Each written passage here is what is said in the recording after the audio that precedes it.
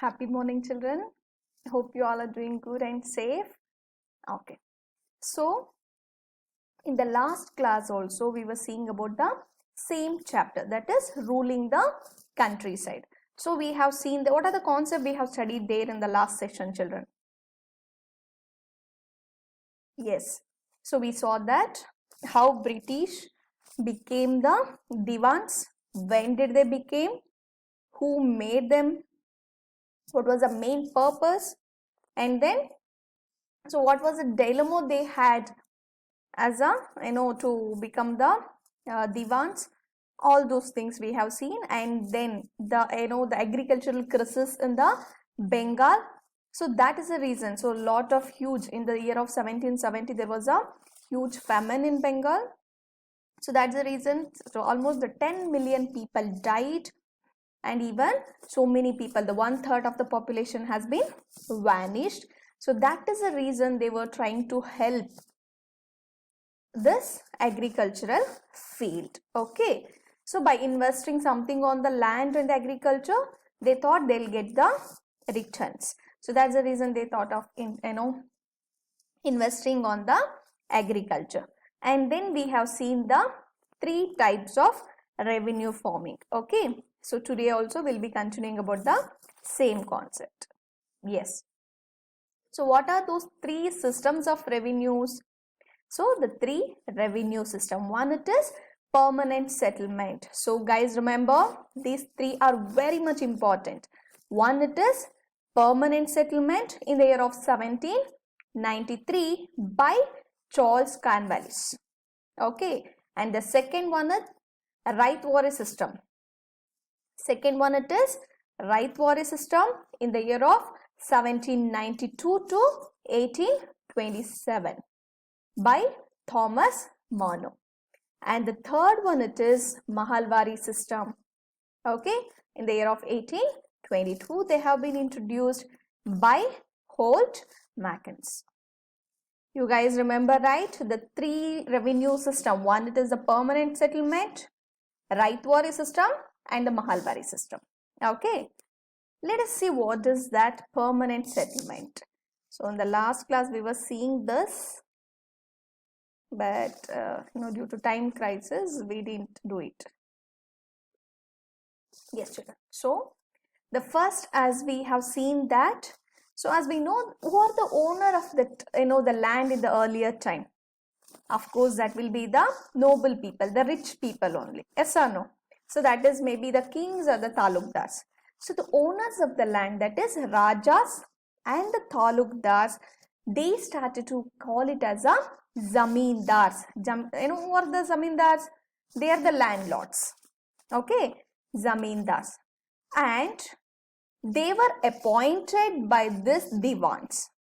That means they what is the job of these zamindars? Means they have to collect the revenue from the peasants, that means the farmers, and that revenue they have to give it to the company.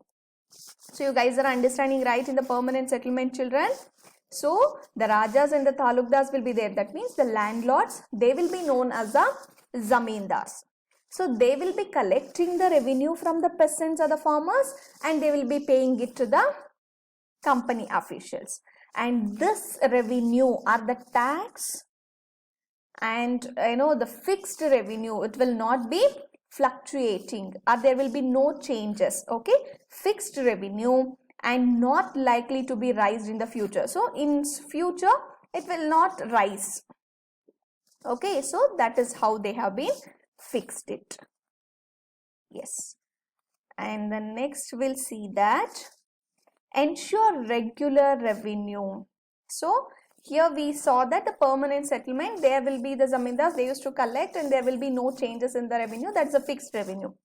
So they need ensure the regular revenue. That means the regularly, there will be no cutoff in the revenue. They need the regular revenue.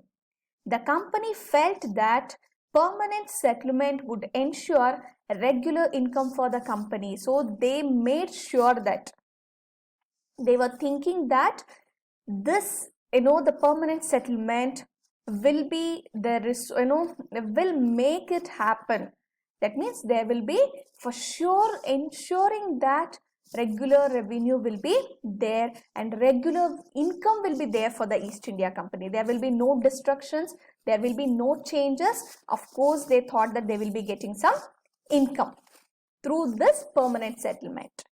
They hoped that the zamindars would improve the condition of the land because they are the landowners. Yes or no, children? So they are the landlords, they are the landowners. Zamindars are the landowners. So that is the reason this East India Company thought that they may improve the condition of the land, because whenever we will be doing the agriculture in the same land, what happens? The pressure on the land will be more, as we have seen that, and the yield, the land fertility will not be the same. Yes or no? So we have to do some improvements in the land by providing some pesticides, providing some fertilizers, the natural manicures, everything we have to do. But already the farmers are poor, they have to pay the revenue to the the zamindars, and they are not able to invest much on the land, and the landlords, they are paying the this revenue to the East India Company. So even those people were not investing on the land, but East India Company was assuming that, they thought these people, the zamindars, they are the landlords, so they are the landowners, they may improve the land. But that did not happen. See here. Yes. So this problem with the settlement, so what happened? What are the problem they started to face? See, zamindars not investing in land because they are just became like a mediators, children. Yes or no? Their land, they have given the land for the lease. That means for the farmers, they have lent the land to the farmers. Excuse me. And they are getting the money, they are collecting the money and they are paying it to the company. So why they will invest on the land? So zamindars were not investing in the land. The farmers could not pay revenue as it was very high. So what happened? Even the farmers were struggling a lot and they were not able to pay the revenue or the tax because it was very high. Okay, since the revenue was very high, the farmers were not able to pay the revenue and lost their zamindari to company. So finally what happened? The permanent settlement they made only because that they thought, or they ensure, this settlement will ensure that they will be having the regular income to the East India Company. But what is happening here? It is not creating any regular income to the company.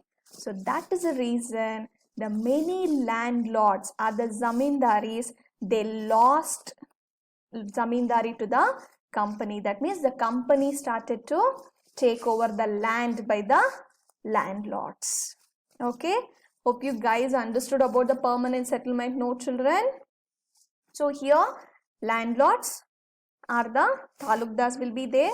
They are the landlords, so they known as the zamindaris, and they will be they are acting like they used to collect the revenue from the farmers and they have to pay it to the company, and the revenue will be fixed. There will be no fluctuation in the revenue and there will be no rise in the future. Okay, because that the company thought that this will ensure the regular income to the company, and they hoped that the zamindaris are investing money on the land improvement. But what happened? These zamindars were not investing on the land, and what happens? Of course, there will be no huge yield will be there in the production. Yes or no? Because the soil fertility may not be there, and the peasants were struggling a lot to pay the revenue or the tax because the tax was very high. So due to that, finally zamindaris lost their zamindaris to the company. Okay, yes. So hope you guys understood about the permanent settlement, no children? And the next thing we are going to see about Mahalwari settlement. So any doubts regarding this permanent settlement, you can just ask me. Okay. Then next we are moving to the Mahalwari settlements. So Mahalwari settlement was introduced by the Holt Mackenzie.